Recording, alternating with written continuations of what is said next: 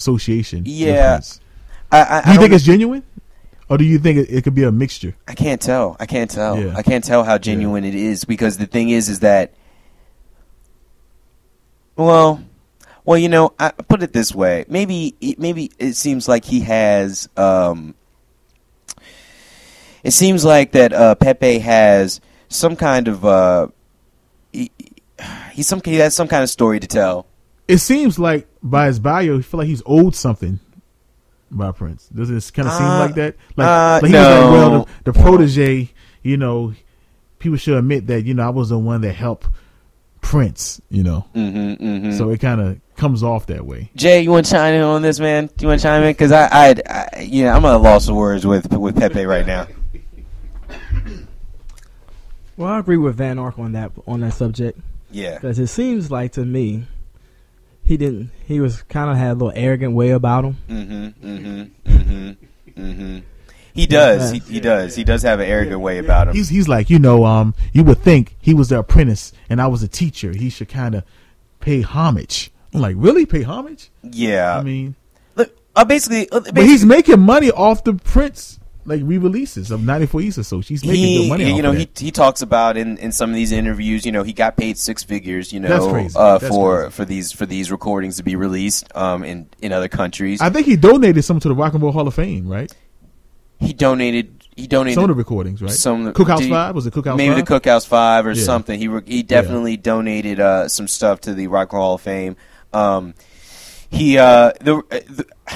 I'll just say how I first encountered Pepe Willie. I first saw him, and I think this is where you saw him, was in the Prince unauthorized biography. What was a video? Oh yeah, that's right. Yeah, super cheap video. Early like 90s. It was 92, I think. Okay. And, you know, Pepe just looks crazy in the video. Like he's got sunglasses on. He's got sunglasses on. He's got a weird mustache.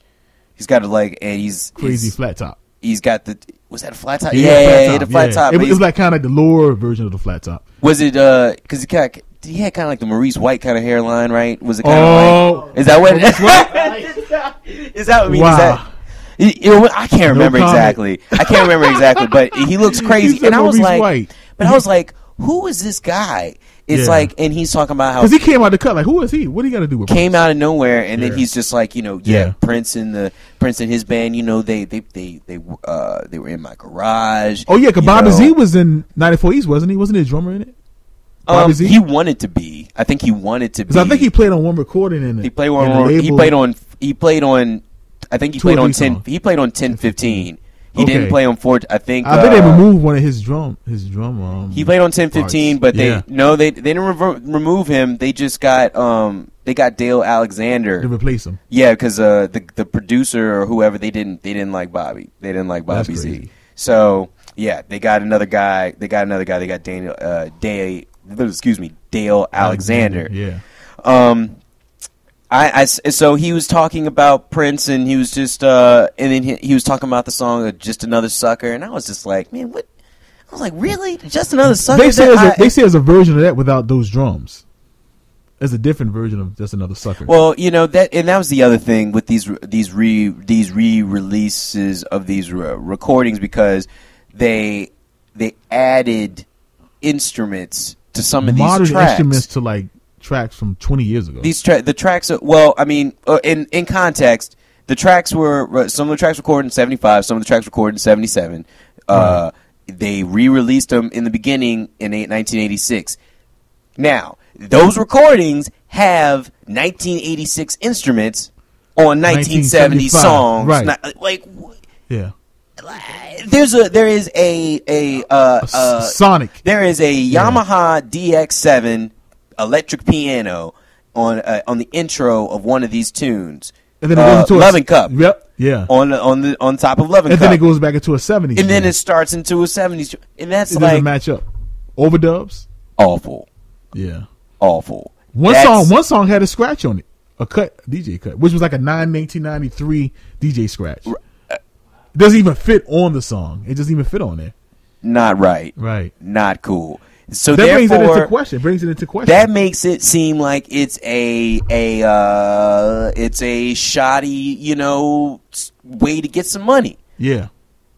And I guess because Prince signed, I guess that's the only reason why Prince hasn't come at him is because Prince supposedly signed a document, when he was very young, that said that he could, he doesn't own any rights to this music. It's all Pepe. It's all Pepe's music. Mm.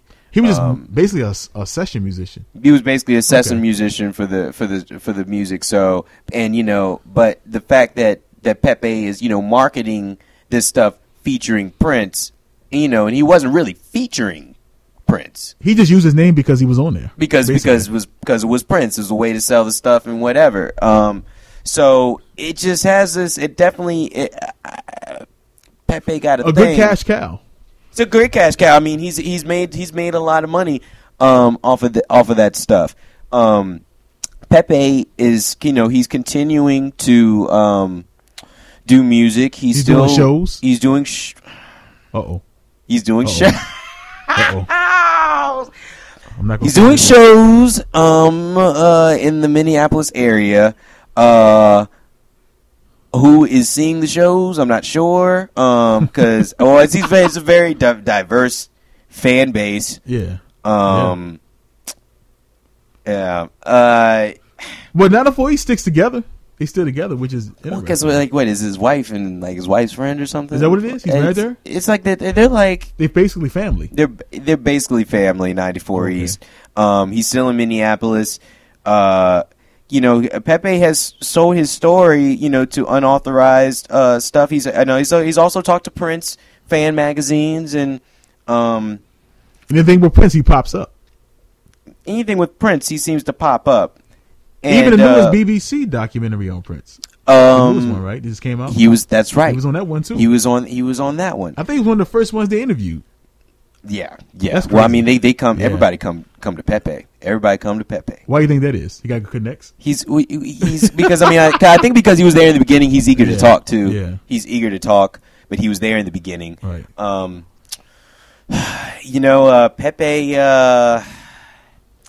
Pepe he has a thing about him that it's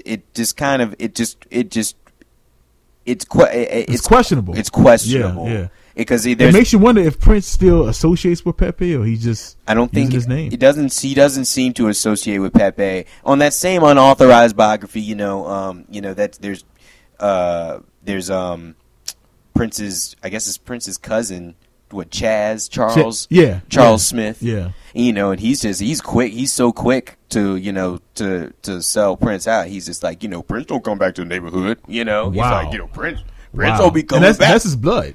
Yeah. And it's like, I mean, I think he's still upset because he got kicked off the drums too for Morris Day. So really, wow. Yeah, because he was saying, Bobby Z was on there because of such and such, and it's not even, and it's not even completely Prince's fault. That was Andre Simone. Andre Simone was so Prince, up because he was like, because Andre was the one that was like, we're having scheduling conflicts with Charles. This is in high school. Wow, scheduling conflicts.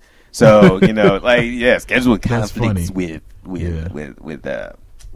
So Bobby has Pepe has very questionable methods of doing stuff. He gets in where he fits in, seems like. He's still so this new song 1015 is that advertised with Prince? I think it is. Also the Prince ringtones you can get at Pepe Willie Music. The what? Prince ringtones. See, Prince he has for $1 you can get Prince playing 20 seconds of Just Another Sucker. Guitar. Yeah, Prince guitar. So I mean, he has gone to painstaking measures to get all kinds of Prince stuff too. Yeah. He said we also have separated, tracked out parts of Prince playing the drums, the bass, guitar. I'm like, wow, $1 each.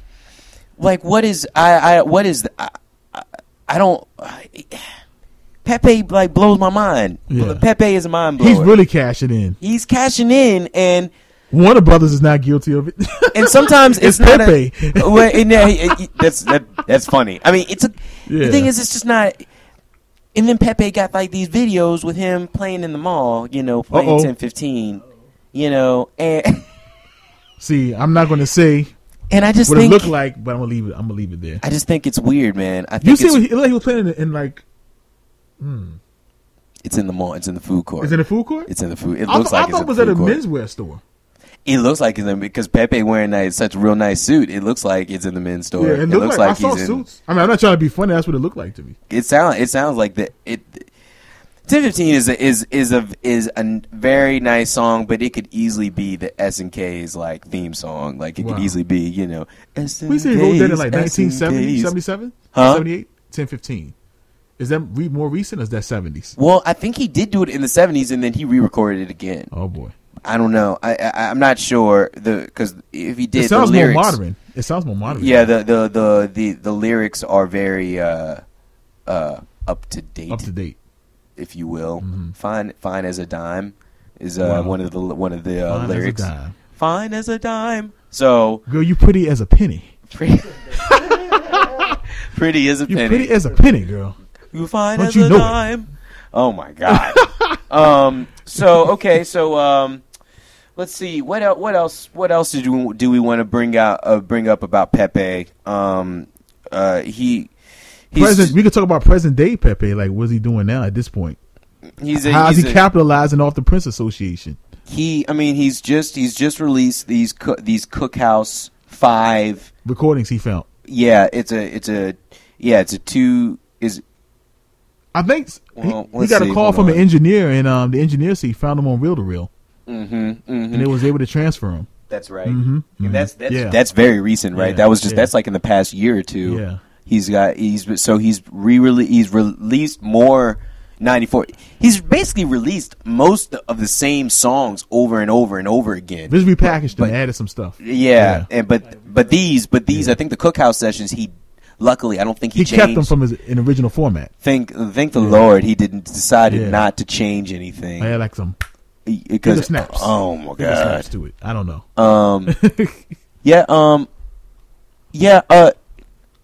That's right. So it says right here in these new he is advertising like Prince. 94 East, 1015 and Fortune Teller with Prince. He's still he's kind of still advertising like Prince is stopping by his studio and saying, hey, what up, Pepe? I'm gonna, what's going on? You want me to put some guitar on this? Yeah. What? Yeah.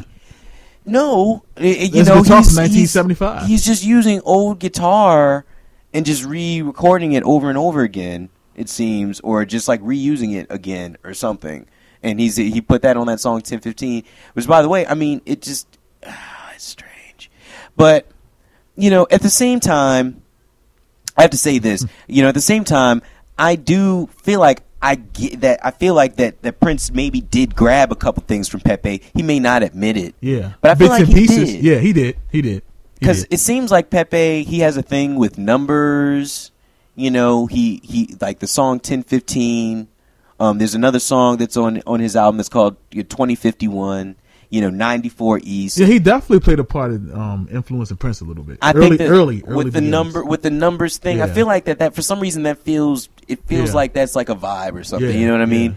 And then also, with the lyrics, I feel like for some reason because Prince didn't really start writing lyrics until 76, 77. Right. And I think mostly his ballads.